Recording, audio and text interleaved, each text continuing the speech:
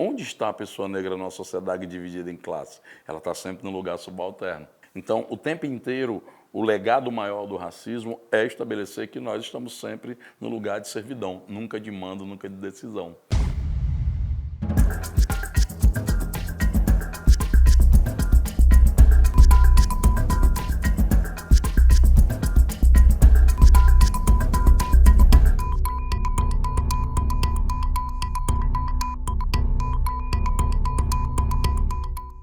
Você está no canal 1 Brasil, uma realização FEComércio São Paulo. Bom, o canal alcança agora no final de 2022 a marca de 500 entrevistas. E para comemorar, nós estamos realizando uma série de entrevistas especiais e com temas fundamentais para a discussão do nosso Brasil. E hoje, nessa entrevista, nós temos a alegria de receber uma das principais vozes das favelas. Ele é membro da Frente Nacional Antirracista, empresário, escritor, fundador do Laboratório de Inovação Social e presidente da CUFA, a Central Única das Favelas. Então, o nosso convidado hoje é o Preto Zezé. Opa, um prazer estar por aqui. Muito obrigada, muito bom conversar contigo. A gente tem uma infinidade de assuntos muito importantes para discutir. E para começar, eu pesquisei muito da sua trajetória e acompanho muitas das suas realizações mais recentes. E a gente vê que ao longo desses anos, e principalmente à frente da CUFA, o seu trabalho incansável no sentido de tirar essa visão mais estigmatizada das favelas, que quando não é ou invisibilizada, é atrelada a tudo que tem de pior. Né? Então, o que você me diria nesse sentido? Em que momento nós estamos? A gente tem evoluído nesse olhar sobre as favelas? Eu penso que nós estamos no momento em que as favelas elas cansaram de serem coadjuvantes do seu próprio processo. A gente, quando começou a CUFA, eu lembro que quase ninguém, nem as organizações que atuavam nas favelas, queriam ter favela no nome. Então, havia um incômodo dentro do próprio movimento. Eu queria usar a comunidade carente e tal. E a gente começou ali um movimento de pautar a favela como um lugar para além somente de uma agenda de problema, de fragilidade, de tragédia. Hoje a gente vê a derivação de temas e principalmente a favela circulando nos vários debates, desde a economia, da tecnologia, da moda, do jornalismo. Então, para nós isso é uma vitória muito grande. Foi muito difícil no início, porque a gente, contraditoriamente, a gente foi muitas vezes processado e perseguido por lutar por essa agenda e, ao mesmo tempo, fora do Brasil, premiado por ela pelos mesmos motivos. Então, é um negócio meio maluco, né? Eu estou me referindo, inclusive, ao documentário Falcominhos e o Tráfico, que tentava ali, a partir do nosso olhar, trazer uma visão de dentro da questão sobre o universo do tráfico de drogas e dos adolescentes envolvidos. Mas sempre que a gente ousou produzir a nossa própria leitura, o nosso próprio olhar, sempre a gente foi acusado de alguma coisa, de segregar ou de ser preconceituoso. Olha só, né? A gente que sofreu sempre preconceito, sempre preconceituoso. Mas hoje nós vemos um momento novo em que eu abro os cadernos de economia, de moda, e não é novidade a gente encontrar a favela lá. Então, acho que a gente chegou a um passo novo. Agora, eu acho que é amplificar isso para a construção de uma agenda de direito e inclusão da maioria das pessoas que vivem lá. Quando a gente fala das favelas no Brasil, a gente pode falar de uma forma mais geral, já que os problemas enfrentados e os objetivos muitas vezes são os mesmos, não? O que o morador da favela deseja alcançar.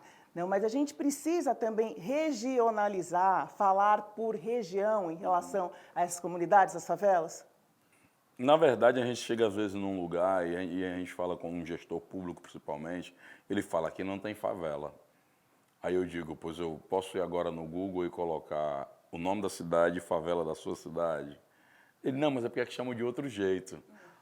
Então há favela, só que as pessoas querem criar um outro tema. E por que as pessoas querem criar também? Porque você tem um histórico no Brasil de 522 anos, em que 388 anos dessa existência é marcado pela escravidão.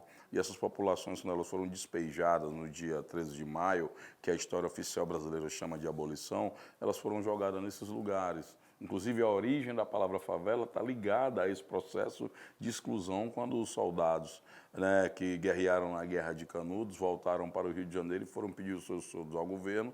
o governo falou que não ia pagar. As pessoas ficaram só amontoando, né, ao pé de um morro, que hoje é o Morro da Providência, que é registrado como a primeira favela do Brasil, devido a um registro policial, um delegado, na época 1900, chamado Enéas Galvão, que já citava ali pela primeira vez em documentos oficiais a palavra favela como um ambiente degradado e tal, que deveria ser vigiado.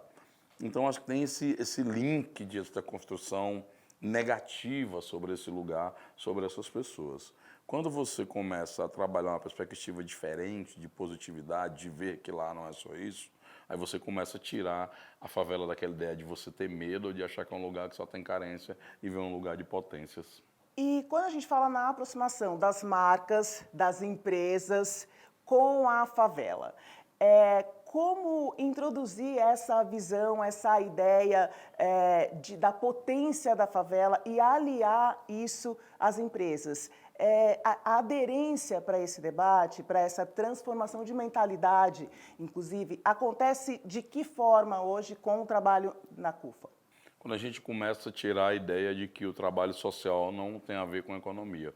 Quando eu começo a discutir que nas favelas se produz 187 bilhões em poder de consumo, eu estou falando de uma coisa que corresponde ao PIB do Paraguai e da Bolívia junto ou do Uruguai sozinho. Então, eu estou falando de um poder de consumo de um lugar onde você tem ali algo em torno de 17,5 milhões de pessoas. Então, seria um quarto estado da federação. Então, eu não posso tratar esse lugar somente como um lugar em que eu vá lá, venda um produto ou uma marca e vai embora. E as pessoas começam também a fazer um processo de leitura crítica em que eu não quero só comprar um produto, eu quero saber se eu me vejo na comunicação daquela empresa, eu quero saber se aquela empresa tem alguma responsabilidade para além de só vender o produto, se aquela empresa me oferece oportunidades econômicas. Hoje, por exemplo, a gente está produzindo uma relação com as empresas em que as pessoas das favelas são sócios das empresas e não meramente compradores de produto ou prestadores de serviço. E isso muda totalmente o paradigma, porque você passa a pautar a favela no mundo econômico e não ser só pautado e a reboque por ela. Então, quando a gente coloca o debate nesse lugar, esse debate que as empresas estão fazendo agora de ESG e diversidade, enquanto ele estiver só no marketing, na sustentabilidade e em um setor da empresa, ele vai ser tido como uma coisa secundária. Na medida quando eu disser, meu amigo, eu estou falando de receita e despesa, e aí o CEO ou o diretor da empresa vai começar a discutir a questão de outra maneira. E eu insisto nessa questão da resistência, não, do chegar até as empresas para abrir esse debate, como que é essa receptividade hoje e também como estender o debate para além da questão emergencial que você traz agora e que é a primeira visão, né, quando se tem a intenção de debater a favela. Num primeiro momento, isso é nítido, nas pessoas que dirigem a máquina, são pessoas que não têm necessidades que nós temos. As pessoas que estão na decisão, nos lugares de decisão no Brasil, são pessoas que não passam pela realidade que a maioria da população passa. Então é natural elas reproduzirem os preconceitos de sempre, as visões estigmatizadas de sempre e terem uma visão, muitas vezes, no máximo, que elas leram em algum lugar. Então, a nossa função é trazê-las para a realidade, apresentar através de iniciativas práticas outras possibilidades e, a partir daí, mudando as mentalidades dessas pessoas que estão nos cargos de decisão. Porque na tomada de decisão dela é que se concretizam ou não políticas que incluem ou excluem, né, as pessoas, ou mais especificamente os grupos que a gente citou. E aí, há sempre uma necessidade da gente também quebrar alguns preconceitos que as pessoas têm. A primeira coisa é de que quando a gente chama, isso é muito, agora nós estamos vendo no mês de novembro, as pessoas vão chamar a gente, não vão chamar você para falar sobre jornalismo, sobre comunicação, vão falar sobre racismo. Parece que a gente só é reduzido a isso. A primeira coisa é quebrar esse cativeiro, esse cercado que colocaram para nós. A gente quer discutir sobre tudo, porque acontece tudo lá. Se você olha para um grande restaurante de São Paulo, mas não foi o dono do restaurante que fez aquele prato melhor que dá o ibope para aquele restaurante. Foi uma mão, um trabalhador que vem desse território. Da mesma forma é na moda, das construções. Então, todas as áreas, as pessoas que produzem as coisas são desses lugares.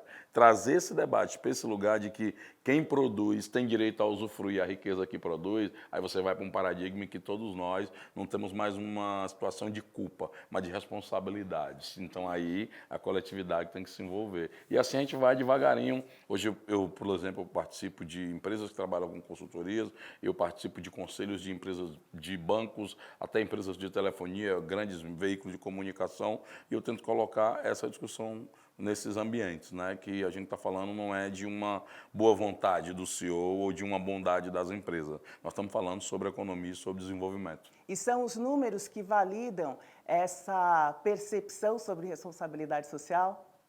Porque eles vão começar também a ver que, por exemplo, quando a empresa ela passa a incluir pessoas negras na sua estética, na sua comunicação e na sua direção, eles se comunicam com o público externo, mas internamente, quando você tem as pessoas na direção, você tem um olhar mais completo do que uma pessoa somente, um cara branco, um homem que está lá pensando na receita e despesa, mas ele começa a ver também que o ativo da diversidade é benéfico à economia das empresas. Já tem estudos sobre isso, inclusive, que a diversidade faz bem para a receita de despesa de uma empresa.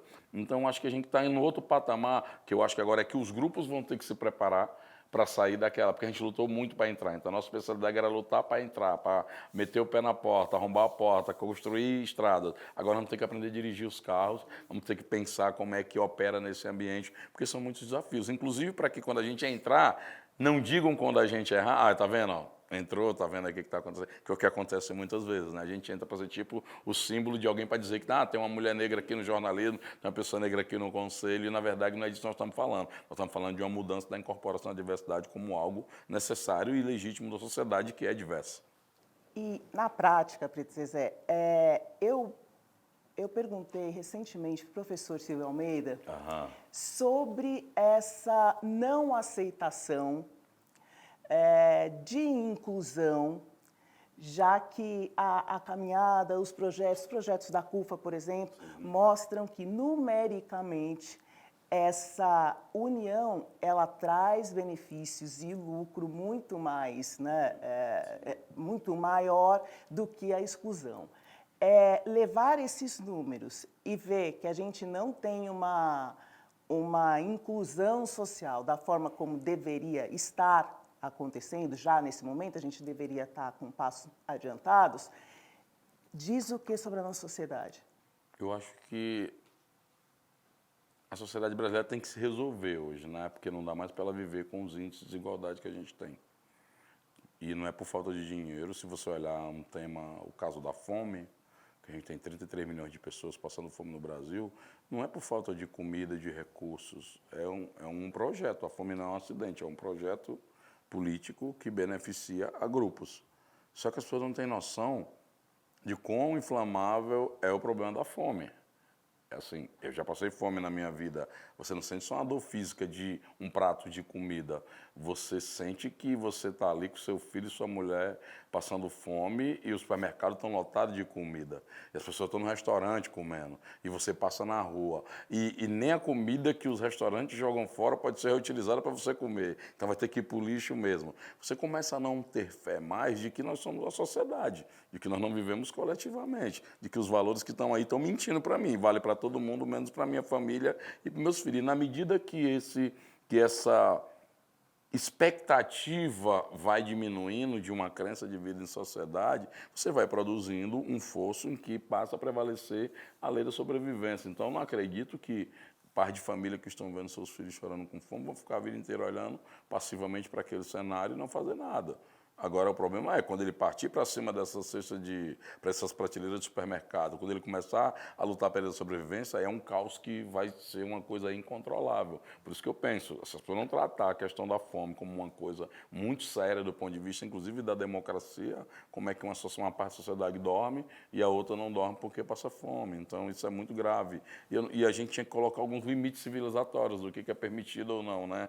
O número de mortes de pessoas negras, o número de pessoas passando fome num país que tem muita comida, num país de maioria negra. Então, essas coisas deveriam ser chocantes para nós. Mas o que a gente vê é a indiferença da sociedade ainda hoje, mesmo com todos os avanços que a gente conquistou. Quando se morre uma pessoa num bairro nobre, é uma tragédia, e quando se morre dezenas ou centenas numa favela, é somente estatística. Outro assunto. Você tem uma fala constante sobre constrangimento pedagógico. Verdade. Então, eu queria saber primeiro o que você pensa quando usa essa expressão e se você acha possível desconstruir os pensamentos racistas, seculares, que ergueram esse racismo estrutural que a gente vivencia todos os dias hoje. O constrangimento pedagógico é uma estratégia usada para mim, psicologicamente, poder viver num país racista.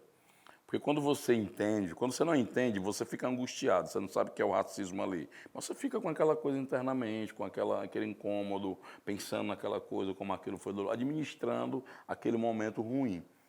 Quando você entende, é difícil você não querer reagir. E muitas vezes as reações, nossa, devido à forma que é dada, à violência que é dada, porque no Brasil as pessoas acham que violência é como acontece nos Estados Unidos, que a pessoa bate, tem uma placa e tal. No Brasil é mais violento porque é sofisticado. Né? É tipo assim, o dono do táxi, quando eu fui pegar agora o táxi numa empresa, que ele falou assim, estava agora numa reunião, ele falou, e cadê a pessoa dona da mala, entendeu? Então, assim, a pessoa acha que eu estou carregando a mala, então isso é o tempo todo eu disse, mas não, cara, que é a mala do dinheiro, que essa empresa é minha. Aí o cara tem que a ficha, ele fica meio envergonhado. Então você tem que dar um constrangimento pedagógico pro cara. Aí eu ainda falei para ele, ó, cuidado, que nem todo negão que está com a mala é carregando a mala de alguém, pode ser a mala do dinheiro. Aí ele já ficou meio sem jeito, ficou meio sem assunto. Então você começa a mexer no que é central do racismo brasileiro e como é sofisticado, que é a ideia que todos nós temos de onde está a pessoa negra na sociedade dividida em classes. Ela está sempre no lugar subalterno. Então, isso eu converso com amigos que são médicos, que as pessoas chegam no consultório deles e perguntam, cadê o médico? Eu chego em amigas que estão do sistema financeiro e a pessoa pensa que ela é empregada. Então, se uma pessoa, você vai numa fila de uma grande empresa, como eu fui numa agência, o cara achava que eu ia entregar um negócio, não ia para uma reunião, como eu sou sócio da empresa, inclusive. Então, o tempo inteiro, o legado maior do racismo é estabelecer que nós estamos sempre no lugar de servidão, nunca de mando, nunca de decisão. Eu acho que perceber, entender isso. E eu, com o constrangimento pedagógico, eu uso o tempo todo para que as pessoas passem alguns minutos de vida de preto, né? Então, eu fui no restaurante, estava dirigindo um carro, um Volvo e tal, estou lá bem. Eu já sabendo disso, eu me afasto de fila de valet. Eu vou lá para o fundão, espero chegar a minha vez, vou lá e dou o cartão e peço para o cara trazer o carro. Então, vem um cara, eu estou vendo aqui, eu estou num restaurante, tem uma vidraça, acho que era um banco na frente, né? Num restaurante aqui de japonês, muito conhecido no Itaim, e eu estou vendo aqui o vidro, eu vi o cara vindo no meu rumo. E eu estou ali, não, vou lá para trás, se o cara não vir falar comigo e falar, mas eu vou. E o cara vem vindo, eu falei, não acredito que esse cara vai vir. E ele vem vindo. Ah, não, para, não tinha podido mais, não tinha mais calçada. Vou esperar o cara vir, lá vem um cara. Ele não cumprimentou, ele não perguntou o nome, ele simplesmente mostrou o papel e disse, só traz o meu carro aí. Aí eu peguei o papel e puxei o braço dele e falei, não vou pegar teu carro não, toma teu papel aí. Ele, pô, mas por quê? Porque eu não dirigi o carro de menos de 400 mil reais. Aí chegou o carro na hora, o Volvo. E esse cara desesperado, ele correu assim no meio do povo, ficou na frente do carro, pedindo para me baixar o vidro e pedindo desculpa. Aí eu falei, eu não vou te desculpar não, porque não foi um erro. Isso, o nome disso é racismo. E da próxima vez que tu vê uma pessoa preta na fila do valet, pensa que ela pode ser a dona de um carro mais caro do que o teu, e não um cara que vai ter que buscar teu carro no estacionamento. Então, essas coisas também é bom para você aplicar. Estou até escrevendo, inclusive, um livro, vou dar um spoiler aqui em primeira mão. Dia 21 de março, eu lanço um livro chamado Constrangimento Pedagógico, Abordagens do Racismo Pega em Flagrante. Sim. É um movimento cansativo, né? Mas necessário. Você sai tipo rindo às vezes também, é terapêutico. É melhor do que ir para casa chorando, sofrendo, que a gente foi muitas vezes para casa assim, né? Eu não vou mais, é difícil. Isso acontece com toda hora. Aconteceu com polícia, acontece geralmente em lugares onde as pessoas não percebem que ali é um lugar que nós temos que estar. A ideia é mexer nisso aí, que o nosso lugar é em qualquer lugar que a gente quiser. E a favela gera, né, renda, gera riqueza, gera potência. E desde sempre buscou, por questão da necessidade mesmo, alternativas para sobreviver, né, para encontrar uma luz no fim do túnel, para seguir em frente. E hoje, mesmo com essas dificuldades, a gente sabe que a criação dentro das favelas, ela vem muito pautada na tecnologia, na inovação, em novos modelos, não, de negócios. O que hoje chama mais atenção, né, para você, que você traria aqui para a gente em relação a esses negócios que pulsam na favela? A gente realizou a Expo Favela no WTC para mexer nessa ideia, porque o WTC é o santuário dos grandes eventos corporativos, então a gente fez um negócio chamado Expo Favela. Então, as pessoas falaram, pô, mas vai ser no WTC? Será que vai? E era só para gente de favela mesmo. E aí, quando a gente abriu os inscritos, né, teve mais de 20 mil inscritos, a gente teve que escolher 350 iniciativas e premiar 10. Então, tinha gente desde o alimento limpo produzido, desde moda sustentável, a gente pegava pneu, faixa, outdoor e transformava em roupa, gente da comunicação, gente da tecnologia, gente dos negócios pequenos, rede de pequenos negócios. Então você tem uma diversidade de coisas que até então, muitas vezes, você fica naquele tema meia boca ali, como se as pessoas não quisessem mais, e elas querem. Elas querem fazer muita coisa. O problema é que as condições não favorecem. Então, acho que hoje pensar linha de crédito para esses lugares, pensar uma questão tributária diferenciada para esses territórios, pensar rodadas de negócio em que empresas e governo possam participar para incentivar negócios que já estão acontecendo sem ninguém nem saber, porque muitas vezes as empresas têm um olhar de medo para esse território e o governo, quando olha para lá, só pensa em gastos. Nunca ambos pensam que ali pode ser um ambiente de investimento, pode ser um ambiente de novas descobertas. Né? E a gente trabalha para que o próximo CEO da Mercedes-Benz seja da favela, que o próximo CEO de uma grande empresa de comunicação seja da favela, para que a próxima CEO de uma grande multinacional seja da favela. Essa é a nossa ambição, a nossa busca. Então, pensar assim também impulsiona que a gente saia do enredo natural que eles querem que a gente fique, somente da denúncia, do protesto, da reclamação. Nós não vamos fazer tudo isso porque é necessário pela luta, mas também nós vamos passar a existir em outros ambientes que muitas vezes ninguém nem espera. E a gente já vai falar mais sobre as potencialidades e mudança de mentalidade e novos momentos que a gente tem enfrentado, mas antes eu preciso falar de uma questão também importante e difícil, que é a questão da violência policial, genocídio da população negra e todos os abusos e constrangimentos que a gente sabe que a população negra passa no nosso país. Então, tudo isso escancara a necessidade de se falar mais e pensar em medidas efetivamente transformadoras em relação à segurança pública. Sim. Né? E também nos faz pensar na necessidade de não pensar em solução diretamente ligada ao aumento de agentes e ao aumento de policiamento nas favelas. Quais outros elementos você diria que são necessários e urgentes, né, que são os primeiros que deveriam ser colocados ali na mesa de discussão quando a gente fala em segurança pública, que fujam dessa primeira ideia de aumentar a polícia na favela? Eu acho que a primeira coisa é entender que segurança pública está para além de efetivo munição, polícia, viatura e prisões. Inclusive os próprios trabalhadores da segurança pública concordam, porque são eles que vão ter que ir para dentro de uma favela onde tem um problema de alcoolismo e o policial não foi treinado para tratar com problema de alcoolismo. Que o cara que bebe vai bater na mulher. Ele não está treinado para essa situação e vai bater nas crianças. Ele não está treinado para a situação do álcool deliberadamente vendido de qualquer jeito, que sexta-feira, às 6 horas, os homens começam a beber e é para as questões machistas patriarcais, com a cachaça na cabeça, passa a violentar crianças e mulheres, e isso vai até segunda-feira de manhã, todos os finais de semana no Brasil, o que ocasionam a morte de milhares de mulheres por feminicídio no país. Isso não é tido como uma questão de segurança pública. Isso é colocado, inclusive, dentro do jargão da polícia como embriaguez e desordem.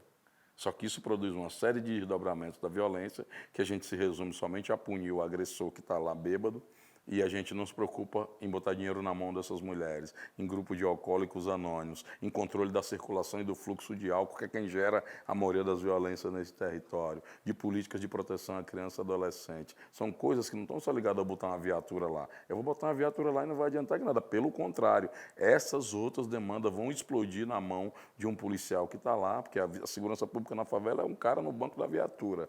E é ele que define liberdade e prisão, vida e morte, a dele, inclusive. E é uma situação muito ruim, porque você vai sobrecarregar esse profissional e aí você vai produzir um absurdo no Brasil, que é a polícia que mais mata e tem que ser combatido uma lógica, porque eles são treinados, pagos e contratados para defender a vida, mas também é o lugar onde a polícia mais morre. Ou seja, eu venho, por exemplo, de um estado que é onde você tem um dos maiores números de suicídio de policiais, por exemplo. E muitas vezes no ato, por ser um agente de Estado que é pago com o nosso imposto, que nos violenta, a gente, pela dor e pela revolta, a gente não enxerga a máquina como um todo. Mas a massa policial, inclusive, vem dos mesmos territórios que nós. Então, se produz uma guerra sem vencedores, onde muitas vezes a violência da polícia gera mais ódio da favela contra a polícia e muitas vezes a reação de grupos armados dentro do território contra a polícia gera raiva da polícia contra a favela. E ninguém vence porque no final o que morre são pobres, são pretos, são trabalhadores, fardados ou não. Para a gente terminar, mais duas questões. Eu quero falar sobre comportamento e sobre perspectiva. Primeiro, eu vejo muitas lideranças negras que estão abrindo diálogo por uma questão que eles chamam de criminalização do masculino, que vai além de toda essa problemática que a gente já discute bastante, né, em relação às dificuldades do homem negro, mas diz também de uma opressão comportamental, não como se o negro tivesse impossibilidade, né, ou impossibilitado de expor as suas fragilidades e de trabalhar uma mudança de comportamento que gere relações mais harmônicas, não mais produtivas. O que você diria para os meninos de hoje, para os adolescentes, os futuros homens negros, né, que têm você como referência, em relação a essa construção de uma masculinidade que nos aproxime a essa relação mais plena, mais harmônica, de um convívio mais feliz, inclusive entre todos na sociedade? Isso é tão... Daria outra entrevista só sobre esse tema, né? Que legal. Mas eu penso que assim, a gente é criado num ambiente extremamente violento e insensível. A tendência nossa é reproduzir, inclusive, essas histórias das nossas famílias e não ser um bom pai, não ser um bom companheiro. Muitas vezes as vivências nossas, quanto filho também, são também problemáticas porque a maioria dos lares onde a gente vive são coordenados e guiados por mulheres que têm que se virar de 1 milhão de formas para poder, né, assim, eu não consigo... Eu tive vários problemas com a minha mãe porque ela era uma pessoa, olha como era isso. Eu tenho outro livro que eu estou concluindo também, que eu falo assim, os tempos de ódio contra a minha mãe, né? É muito forte ter ódio contra a sua mãe. Mas era na minha adolescência ali, em que tudo que eu achava que era importante para a minha identidade, a minha mãe me proibia. Então eu queria andar com uns caras legais que as meninas todas gostavam, mas minha mãe não deixava. E minha mãe meio que a autoridade da família, decidia tudo. Minha mãe é de pintor a pedreiro, de mestre de obra a cozinheiro, então ela decidia tudo. Era a pessoa mais afetiva que era as mulheres, mas na hora da porrada, o palco comia com ela dela também, era a mulher que executava as penas. E aí eu queria estar no lugar onde todo mundo estava, ela não deixava. Eu queria andar com as roupas da hora que os moleques andavam, ela também não deixava. Então, às vezes, não tinha dinheiro para comprar. Então, gerou uma relação, no início da minha adolescência, muito conflituosa, né? Até que eu fui para a rua lavar carro muito cedo para tentar arrumar um dinheiro, porque as notas da escola não davam resultado como as notas de dinheiro, quando você chegava em casa na vida real. E com o tempo passou, e aí eu fui entendendo que as mães que não fizeram isso com seus filhos, muitas perderam realmente seus filhos porque morreram, e outras não veem seus filhos porque eles estão presos. Então, Dona Fátima, sem saber, eu até brinquei com o Silvio esses dias, minha mãe já tinha a receita de enfrentamento do racismo estrutural, de perceber que naquele lugar eu poderia morrer ou acontecer algum tipo de atividade, estava exposto a algum tipo de violência, aquele tipo de roupa, de estética, era que a polícia perseguia, e andar com aquela galera, a possibilidade de eu me envolver, como aconteceu inclusive com a maioria dos nossos amigos, poderia ter morto ou preso, né? E ela conseguiu proteger 4 filhos homens dentro de uma favela e todos saírem vivos, ninguém tem problema com a justiça, teve os seus desandamentos na vida por algumas questões, mas todo mundo terminou vivo, sobrevivente, no lugar onde a maioria morreu. Então, você crescer nesse ambiente, esses dias até escrevi um texto sobre meu filho, assim, quanto você tem espaço, por exemplo, para exercer sua paternidade, mas como é que você reproduz na paternidade afeto de um lugar que você nunca teve? Então, onde é o lugar de afeto nosso? A gente não tem, por exemplo, é um spa, é um limbo. Né? Então, você vai produzir relações mais afetivas quando muitos de nós que teve pai, as relações eram conflituosas com as nossas mães, ou então os namorados que elas tiveram, a frustração dela muito grande relacionada a questões conjugais. Então, você não, um cara que nunca deu um beijo em você, você não sabe nem qual é o significado afetivo de um beijo, de um sorriso, de botar você no braço. Né? Hoje eu sou pai de novo, depois de um tempo, e estou vivendo um outro tipo de entendimento, de relação, e você começa a encontrar em você mesmo, dentro daquela construção problemática de uma ideia de masculino, né? Muito voltado a essa coisa da sexualidade, da virilidade, ter que pegar todo mundo, você não pode chorar, que você tem que ser o provedor, o cara da casa. Essas coisas constroem violências psicológicas, muitas vezes intransponíveis, que vão se refletir num cara violento, num cara alcoólatra, num cara utilizando droga, num cara frustrado na vida. E a gente tem muito desses modelos no Brasil nesse momento que a gente vive. Revelaram-se, né? Muito. Então, eu penso que a gente tem que criar um ambiente de cuidado. Já é muito violento ser uma pessoa preta no Brasil.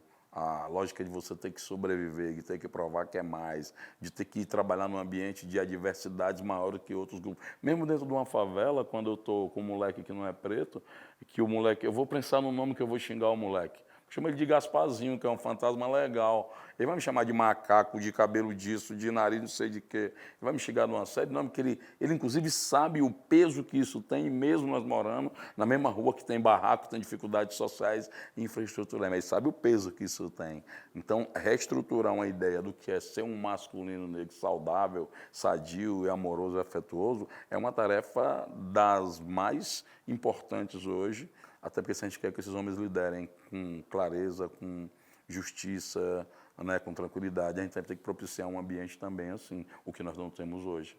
E você cita num dos seus artigos, você fala sobre a pacificação do país que se faz necessária frente à construção de um consenso em torno de novas agendas públicas. Você fala de conciliação, de unificação. Como buscar esse consenso? Acho que você tem que pautar no que é comum para todos nós. Uma UPA é comum para todos nós. A geração de emprego é comum para todos nós. Porque, assim, quando é um processo de eleição, você tem dois candidatos que representam, pelo menos no discurso dele, posições opostas. Quando você assume um governo, você não passa uma rua, você não vai construir uma rua na cidade que vai passar na frente da casa dos seus eleitores e na frente dos que não votaram não vai passar essa estrada. Tem que passar para todo mundo, até porque você não sabe nem quem votou. Muitas vezes, numa família mesmo, a gente cansou de ver, tinha uma mãe que era dona de um salão, o filho que trabalhava em entrega de aplicativo e o outro que era Uber. E eles tinham, apesar de estar no mesmo local, visões totalmente diferentes sobre a política. Então, o Brasil é muito complexo.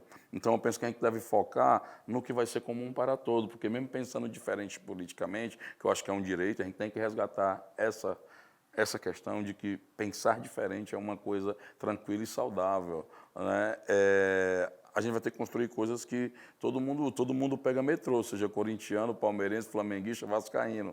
Então, o centro de comum entre nós é o metrô. É a UPA, é o emprego, é a quadra de esporte, é o posto de saúde. Então, assim, são oportunidades, é a mobilidade urbana de qualidade, são coisas comuns. A partir daí, você começa a pautar um projeto de inclusão, porque o que gera muitas vezes essas tensões e apartações são a ausência total de espaços de convivência coletiva. Se você não tem estado presente numa favela, quem vai cuidar da coletividade? Vai ser uma igreja evangélica, vai ser uma facção criminosa, ser grupos que estão grupos armados daquele território. Alguém vai regular aquilo, porque não tem vazio. Se você tem um Estado, aí você possibilita que, a partir de regras civilizatórias, todos possam conviver, né, dentro de alguns parâmetros que todos podem trocar ideia e dialogar. Se a gente não resgatar isso, se a gente for aprofundar ainda mais esse estresse, você não vai conseguir tirar, né, esse sentimento, que aí eu acho que é o outro lado mais complicado do Brasil.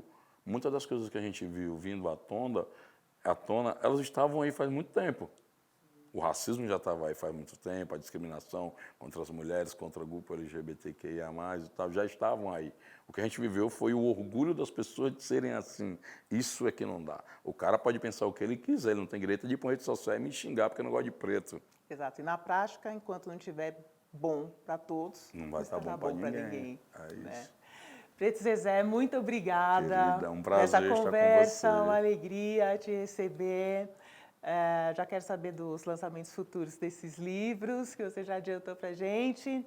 E até a próxima. Até a próxima. E você continue acompanhando o Brasil pelas redes sociais.